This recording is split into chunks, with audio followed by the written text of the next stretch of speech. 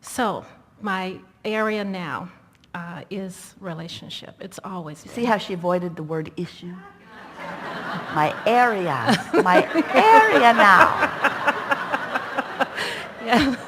The universe does not hear Yes. what you say. The universe Yes. hears what you mean. Yes, my area. The area of opportunity.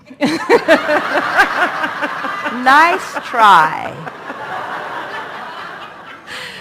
I tend to find, when I do find someone I'm interested in, it's the last one it's just been, it was amazing. It was one evening I just moved into my new place and I decided to go to the grocery store. And then I got this inspiration to put on some nice clothes and go out. So I went out to a place that I know, a little club that's in my neighborhood where I know the owners, and I met this really great guy. And it just was a great connection. What I'm starting to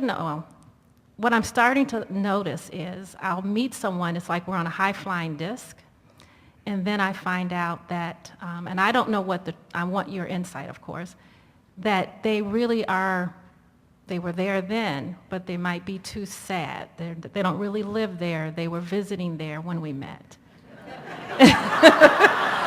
And very nice person, very nice people, the last two relationships, and nothing happened. We have a great time, and suddenly they just sort of disappear. Well, let's talk about this in a vibrational perspective. Mm-hmm. So your point of attraction does change depending upon what you're focused upon. In other words, you are sometimes more expectant, you're sometimes less expectant, you're sometimes more in alignment, you're sometimes in less alignment, depending upon what's active in your vibration in any point in time. If every morning when you wake up, you acknowledge that you're starting anew, that you've pushed the reset button in the night while you were sleeping, mm-hmm. and you are more and more starting in a general place and getting more momentum going without introducing resistance, then little by little, we really don't want to use the words you clean up your vibration, but you begin to sustain a more chronic, a more consistent vibrational pattern. And you're doing that on some subjects better than on others. Yes. On the subject of relationships, you still have quite a mixed vibration going on. And so the path that you realize indicates the resistance that you've got going on. And so it's interesting the way you tried to explain that to us, and we're not having any of it. We're going to, it's sort of like, for a while we were talking, and it's a good way to talk about it, is I'm on this high-flying disc. And if there's someone on a sad or a low-flying disc, then we don't have access to each other. But if you're finding a lot of sad people on your disc, then you got to acknowledge that you're on the sad disc. Yeah, and so, but there's this desire to say, no, I'm on this.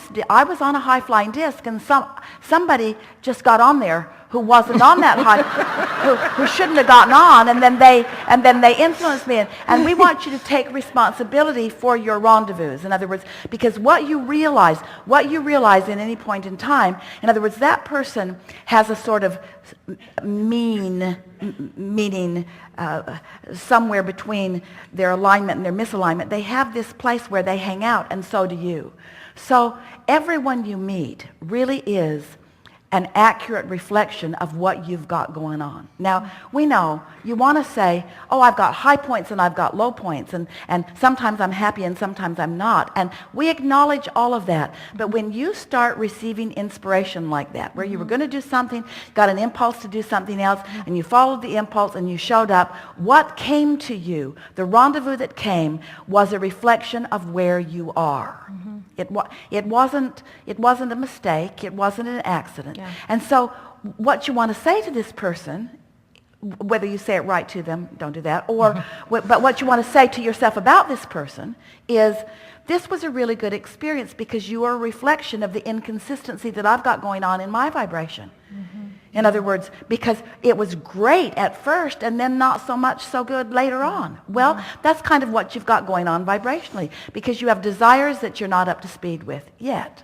So a woman said to us one day, Abraham, I really want my son to find a mate. Can you help me? Can you give me some words to help my son find a mate? Will my son find a mate soon? And we said, hopefully not.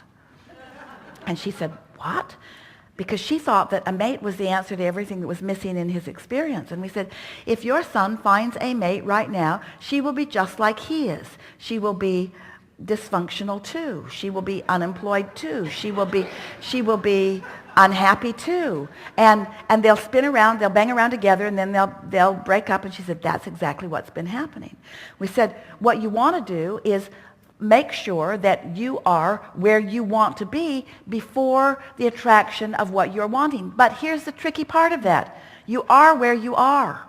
You are where you are. How could you be someplace that you're not? How could you show up in that meeting place in perfect alignment with who you really are? Now, stay with us. You're really going to like this. So here were the prerequisites that you set out.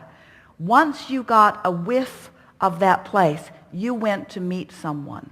And your desire to meet them took precedence over your desire to be who you wanted to be when you met them. We'll say that again. Yeah. In other words, sometimes sooner trumps everything. If we were standing in your physical shoes, sooner would not trump alignment.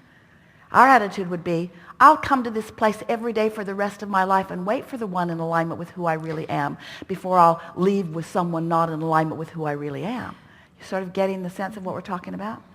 So when you get but you are where you are, and you got to go from where you are to where you, in other words, that's where the inspiration is. So as you show up feeling like you feel, and then the universe lines you up with someone who reflects how you feel, it's just really good data to let you know, because now this is a contrasting experience that causes you to bounce off with more clarity about what you want. But I'm really confused because I don't know if I gave you enough information. Because I generally feel pretty happy and pretty uplifted, and I spend a lot of time. But don't ask us to acknowledge you as the one exception in all of the universe to the law of attraction. In other words, you get what you're vibrating. Yes. So you rendezvous with what you're vibrating, and you want it to be that way because that's how you can tell what you're vibrating sometimes. Is it possible, though, that as a teacher, because I do enjoy, and I just find myself in situations where I'm working with people to help them find joy. That's my passion. Is it possible that because that's my desire, that I do attract people, friends, as I do have plenty of friends and people I know that do need something from me, and I feel that my relationships are always of course that's possible. But consider this: if that were the vibrational intent in that moment, you would have not felt disappointment. You would have felt triumph, because you would have been satisfying that intention. In which moment are we referring? So let's say that you have a desire for a relationship. Yes. Very strong. And so you receive this inspiration to go somewhere, and you're following your inspiration, and the path is unfolding, and you show up somewhere, and you meet someone, and that person turns out to disappoint you. Well, that means the desire that you were focused upon was a relationship that this particular person wasn't satisfying, and that's why there was a mismatch that you felt.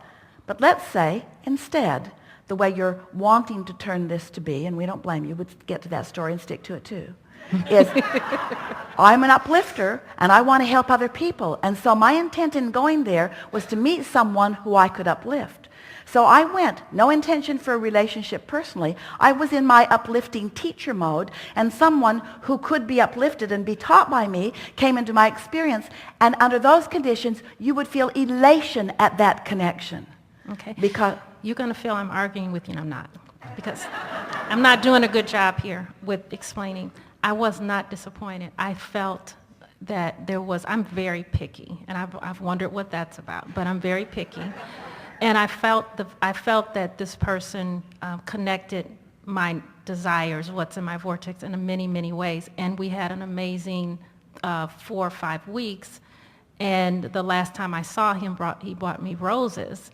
We talked a couple times, and then the next time I talked to him, he said, I'm not in a good mood, and I just haven't heard from him. So nothing happened from my perspective, energetically, of course. So many things have probably happened, but there wasn't a disappointment in my. You were not disappointed that he went away? I'm disappointed that he's hasn't called, but there wasn't disappointment in. I didn't say, oh, I think he's sad. I'm unhappy with him. I just learned later that he has sadness. So I assume it must be in me, but the question, I'm a little confused. Is it that I was in my healing mode and I attracted someone? Because I've had this happen a couple times where nothing went wrong, that the person just said, I just can't do this anymore. We don't want to overthink this, and we don't want to overwork this. Right. We want to say simply that whatever comes to you is a vibrational match to who you are. Mm-hmm. And once it gets there and you get a good look at it, then you get to launch more desires. Okay. Did you? In other words, it's like moving into a house that looks wonderful in all ways, and then you discover it doesn't have enough closets. So now you launch a rocket of desire that the next house that you move into not only has all of these features that you like, but also has enough closets. In other words, you just keep asking for more and more. So what was it from that relationship, do you think, what rocket might you have launched? What did that relationship? A desire for someone to be present. A desire for someone to be permanent. Yeah, a desire for someone to want to stick around. Yes. And then you just said to us just now, this is not the first time that this has happened. This is sort of what goes on with me. In other words, starts out really good, and then for whatever reason it sort of peters out. And so that's an expectation that you've got going on.